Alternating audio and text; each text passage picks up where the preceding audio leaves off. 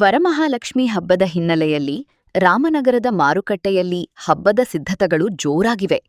ಲಕ್ಷ್ಮೀದೇವಿಯ ಆರಾಧನೆಗೆ ಅಗತ್ಯವಿರುವ ಲಕ್ಷ್ಮೀ ಮುಖವಾಡಗಳು, ಹತ್ತಿ ಹಾರ, ಕವಡೆ, ಗೋಮತಿ ಚಕ್ರ, ಕಮಲದ ಬೀಜ, ಅರಿಶಿನ ಕೊಂಬು, ಗುಲಗಂಜಿ ಬೀಜ, ಬಟ್ಟಲ ಅಡಿಕೆ, ಬ್ಲೌಸ್ ಪೀಸ್, ತಾವರೆ ಹೂ, ಲಕ್ಷ್ಮೀ ಕೂರಿಸುವ ಸ್ಟ್ಯಾಂಡ್ ಹಾಗೂ ಬಣ್ಣಬಣ್ಣದ ಬಳೆಗಳು ಮಾರುಕಟ್ಟೆಯಲ್ಲಿ ಗ್ರಾಹಕರನ್ನೇ ಆಕರ್ಷಿಸುತ್ತಿವೆ.